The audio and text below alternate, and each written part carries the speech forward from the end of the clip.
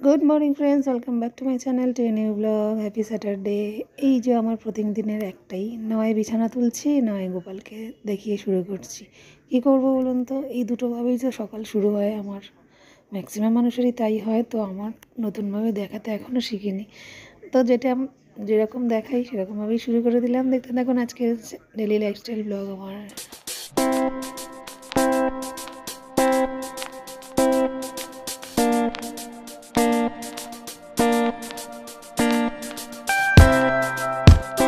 Good morning, সুপ্রভাত, happy Saturday. খুশি না, একটু জামা পরি, হাতটা বসুক, তারপরে আগে গরম জলটা করে ইন্ডাকশনটা চালাই।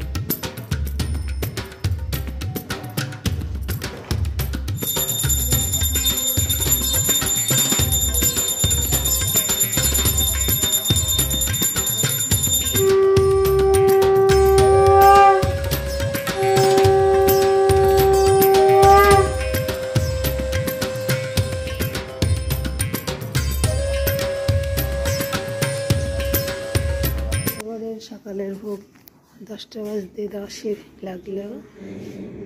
আজকেও সোয়েটার পঞ্চু বের করেও পরালাম না, কারণ মেঘলা মেঘলা বৃষ্টি হালকা হয়েছে, অতটা ঠান্ডা কাল থেকে হয়তো পড়বে, তাই এটাই পরালাম। আর স্পেশাল মুকুটগুলোর মধ্যে একটা পরালাম। কি সুন্দর লাগছে মগবু কিনা। রাধে রাধে।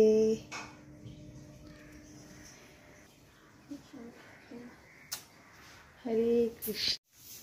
মা পেঁয়াজ নিয়েছিলে না শুধু শশা দিয়ে? আচ্ছা,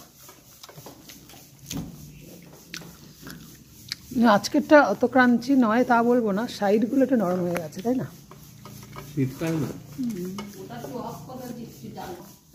হাতের জলও বসিয়ে দিয়েছিলাম, ফুটে গেছে, চাল ধুয়ে ভিজিয়ে দিয়েছি। তুমি চুপ করে বসো, আজকে যাও। হ্যাঁ, শুয়ে থাকো, ঘুমাও। একটু শরীর ঠিক না হলে তবে দিদা বসে, একটু কটা ভালো থাকতে যেন রেস্ট নিতে পারে না।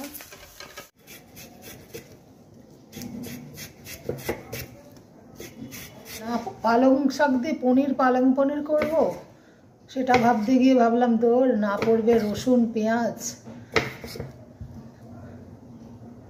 দেখি একদম পিওর ভেজের পালং পনির কেমন করে করা যায় ইউটিউব দেখে নি।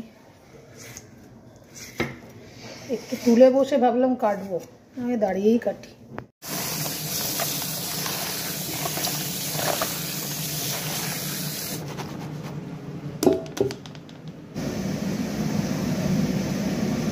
কত বছর রান্নার মেয়ে ভাবটাই ছিল না। তখনও ছেলের বন্ধুর মারা ছোটো ফ্ল্যাট আমাদের মতো থেকেও একই সাইজের ছেলে সন্তান হোক আর মেয়ে সন্তান হোক, সব শুনতাম কিছু কিছু, সবার না, রান্নার মেয়ে।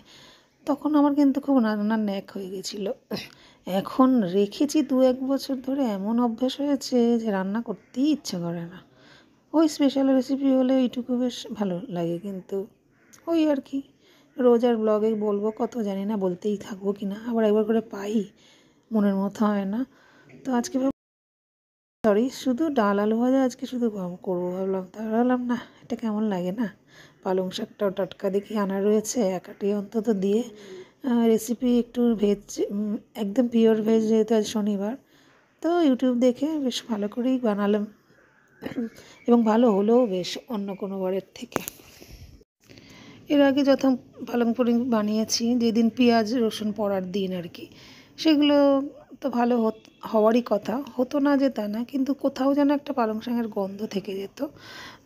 আরও আরেকবার করেছি পালং শাকের সাথে পুদিনা পাতা, ধনে পাতা, 3 রকম পাতা দিয়েও পালং পনির। মানে অ্যাকচুয়ালি ওটাই নিয়ম। আজকে যেমন আমার ধনে পাতাটা ছিল, হঠাৎ যেহেতু, তাই পুদিনা পাতা তো আর আনা ছিল না, কিন্তু একেবারে রসুন পেঁয়াজ ছাড়া এই প্রথম করলাম, তাতে কিছু অভিজ্ঞতাও হলো। সেই একটা ছেলে রেসিপি, ছেলে বলছি, ছেলে আর কি ভিডিও করেছিল, তারটাই লাখ লাখের সামনে এলো হিন্দিতে। তো লেখাগুলো গেল সাথে সাথে, তো দেখলাম ইনগ্রিডিয়েন্টসগুলো ঘরে পেয়ে গেলাম ড্রয়ারে খুঁজে। মশলার জায়গায় দেখলাম হ্যাঁ হিংও আছে, দই তো থাকে, টক দই, বিট নুন, কখন কখন কোনটা দিতে হবে সবটাই বেশ সুন্দর করে বোঝানো ছিল বলে শুধু রকম পাতা, ওই পুদিনা পাতা ছাড়া সব ইনগ্রিডিয়েন্টস পেয়ে গেলাম বাড়িতে। তো তার জন্য মেজাজটা ঠিক হলো। আর কখন কখন কোন মশলাটা দিতে হচ্ছে, তড়কা লাগাবা হিন্দিতে যেটা বলে আর কি, ফোড়নের সময় বাটাটা তো শুধু আদা, পালং শাক, কাঁচা লঙ্কা দিয়ে প্রথমে পেস্ট বানিয়ে নিতে হবে। আর পনিরটা তো আগে লাল লাল করে ভেজে নিতে হবে, তারপর সেটা জলে চোবাতে হবে। আগে পনির নিয়ম করতাম এমনি, যে কোনো পনিরের রেসিপি জলে আগে গরম জলে ডুবিয়ে তারপরে ভাজতাম। এখন উল্টো শিখেছি, অনেক রেসিপিটা দেখেছি ফলো করে তাদের, যে আগে ভেজে নিয়ে তারপরে জলে দেবো না, তাতে খুব সফট হয়। সেটা নয় ব্যাপার না, কিন্তু অনেক কিছু মশলা টশলার ব্যাপার প্রায় 2-3 রকম দেখলাম নতুনত্ব। তারপরে কাজুর সাথে দই দিয়ে ফেটে নেওয়া, বা যাই হোক গ্রেভি করার জন্য যে কাজুও লাগে, হিংটা, এইগুলো সব নতুনত্ব আজকে নতুন শিখলাম এবং বানালাম। দুর্ধর্ষ, আমার ছেলে তো সব কিছুতেই ভালো বলে, কিন্তু আমার নিজেরও সত্যি দেখলাম একদম রেস্টুরেন্টের মতোই হয়েছিল।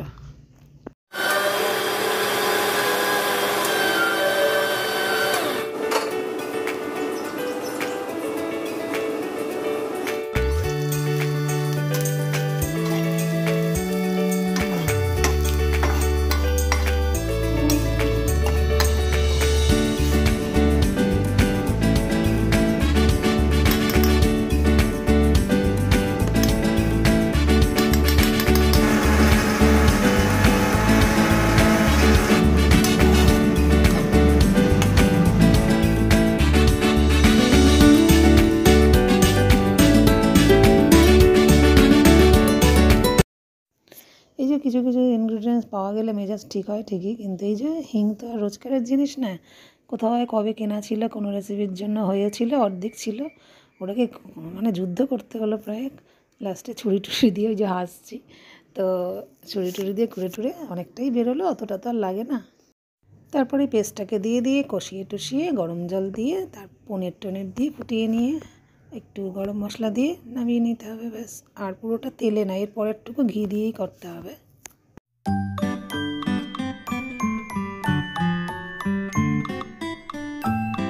হ্যাঁ, এবার একটু বিট নুন ছিল, কোথাও দেখলাম বাদাম টাদামের সঙ্গে আনা ছিল মনে হয়, ওই বিট নুনই দিয়ে দিলাম।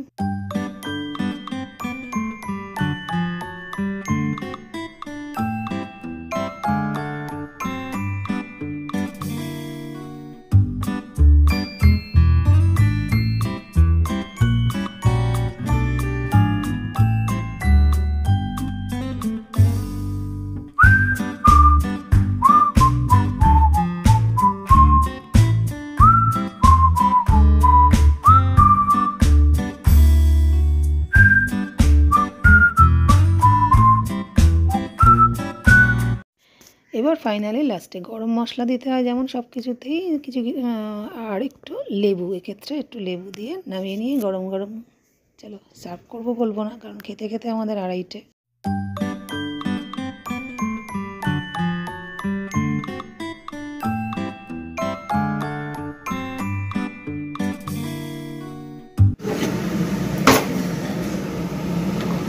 বেশি জল দিয়ে ফেললাম তোমার মসুর ডালে নাকি কে জানে,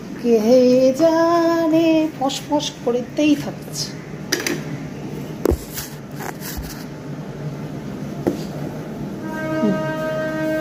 দই ফইগুলো বের করেছি, বার করাই আর একটু ডাল বসিয়ে যতটা ফেলেছি তুলে রাখছি। পেটটা ভালো না কেন করে, তোমারও যা বমি বমি পাচ্ছে। হরে কৃষ্ণ কৃষ্ণ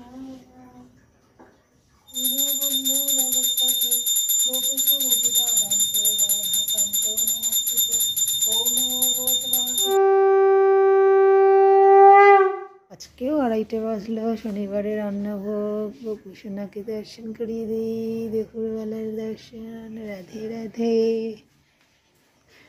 হরে কৃষ্ণ। ওমা চলে গেলে? ঠিক আছে, আচ্ছা। আমার মা আজকে ডাল ভাত, মুসুর ডাল আজকে আমরা খাই না, তাই মা আগে থাকতে মুসুর ডাল, লেবুর আলু সিদ্ধ খেয়ে চলে গেছে। আমি তখন নিচে নামিনি, গোপাল নিয়েছিলাম। ছেলে আর আমি এখন খাচ্ছি। বাবা, ছেলে আজকে আবার দেখুন টেবিলে পা তুলেছে, মানে বোঝা যাচ্ছে যে আজ ঠান্ডা লেগেছে। তা আমাদের এই মুগ ডাল ভাজা, পনির কেমন হয়েছে বলতো? সত্যি কথা বলবি, হেভি। রুটির সাথে না, দুটোতে ভালো লাগছে, ভাতের সাথে ভালো লাগছে। তো আলু ভাজা ডাল কেন খাবো, একটু পনির করলাম, তাই পালাম পনির। ছেলে অবাক হয়ে গেছে, বললে তো আলু ভাজা করছি, হঠাৎ একবার ভালো রেসিপি করে ফেললাম। হরে কৃষ্ণ, হরে কৃষ্ণ,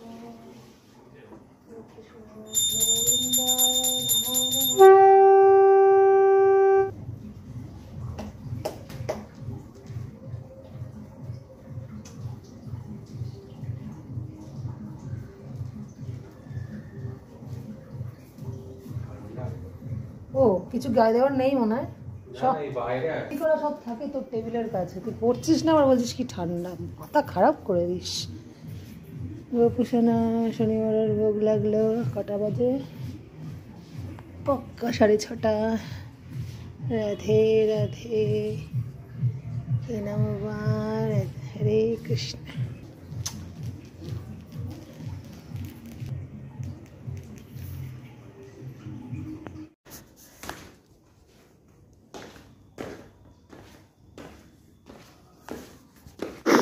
আজকে শুধু চা খেয়ে নিয়েছিলাম, চা বিস্কুট দিয়ে, সেগুলো ভিডিও ক্যাপচার হয়নি। শটাং চলে এলাম, ওই যে টাইম দেখিয়ে হাসলাম। পরপর প্রায় একই টাইম দেখাচ্ছি, একই টাইমে খাই, ম্যাক্সিমাম টাইমই 10:30টায় নেমে কিছু। সকালে যেহেতু ওই ধোসা ইডলিটা নেওয়া হয়েছিল মিস্টার প্রকাশে, তার আগেই রুটির অর্ডার দেওয়া ছিল। রান্নার মানুষ না পাওয়া পর্যন্ত কেনা রুটি কেনা দিয়েই খাই এখন আমরা। জেদ করে সব নিয়মই করে নিয়েছি, নিজের আরামটা নিজেকেই করে নিতে হয়। সারা জীবন অনেক হয়েছে ভাই। তো যাই হোক, সেই রুটি কেনাগুলো না নষ্ট হবে কেন, সকালেরটাই রাজগুন, শীতকাল, তাই একটু পরোটার মতো ভেজে নিলাম, আর কিছুই না।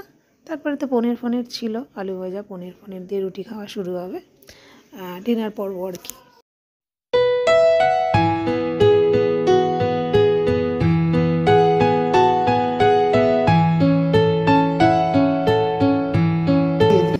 পনির মোটে 2 টুকরো দিয়েছি, গ্রেভিও দিইনি।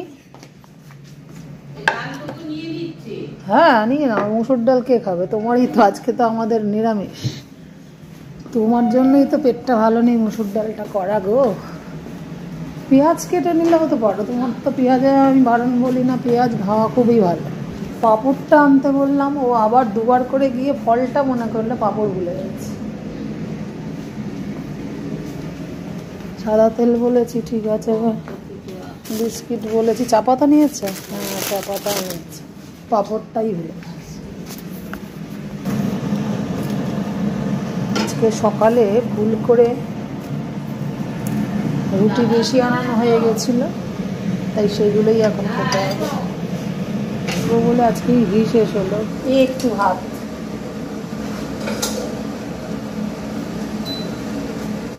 রন বাবা, সামনে এসে গেছে, আমি জোরে চিৎকার করছি। আজকে ক্যাসারোল থেকে নিতে হবে না, আমি প্লেটেই ভেজে ভেজে দিয়েছি। হ্যাঁ, তোর ভাগের তো ইডলি না, আমাদের ধোসা ছিল, যার ইডলি তাকেই খেতে বল। আমি তোকে সন্ধ্যেবেলা টিফিনেও তো মনে করতে পারতিস বাবু। কোথায় রাখা ক্যাসারোলে? কোথায় সেটা তো টেবিলে দেখছি না। দেখ আবার গন্ধ শুকে ঠিকঠাক আছে কি, তাহলে খেয়েছে কোনো এক সময় হয়তো এসে। হ্যাঁ এটা ঠিক বলেছে, ওইটুকু করে রেখেই আমাদের নষ্ট হয় এক সময়। কি এই যে আলু ভাজাটা ভুলে গেছিলাম, তাই জ্ঞান দিল যে তোমাদের তো এইটুকু করে রেখেই নষ্ট হয়। আলু ভাজাটা আমি দেখিনি খেয়াল করে, আমার তো এই ডাল আর পালং পনির দিয়ে খাওয়া যায়। নিয়ে আসো বাবা। দুটো রুটি সোনা ছেলে মনে করে নিজেই মাইক্রোওভেনে আলু ভাজাটা গরম করছে বলে। আপনি এখান থেকে ঢুকতে পারবেন না? না ইচ্ছা করে আমাকে ওঠাবে জানো তো। না না একটা কাজ করেছে তার বদলে আমাকে কত খাটাচ্ছে। না সোনা খাও, তো ভালো ছেলে। মা আলু ভাজা নেবে? না তুমি আলু সেদ্ধ ডাল ভাত খেয়ে ভালো থাকছো আজকে। কাল যাবে? তো কিছু লাগে না রাত্রেবেলার রন। আমার এই পালং পনিরটাই যা বলেছিস হেভি হয়েছে না? ও আজকেও বেশ ভদ্র টাইমে 10:30টায় নেমেছি, 11:30টায় খাওয়া হয়ে যাচ্ছে বলো মা। তো একবার শীত পড়লেই জুবু শুরু। তো আজকের মতো গরমা গরম রুটিকে পরোটা বানিয়ে ভেজে খাওয়া দিয়ে ব্লগটাকে শেষ করছি। দেখা হচ্ছে নেক্সট দিন একটা নতুন ব্লগ নিয়ে, সকাল থেকে রাত অবধি। টাটা।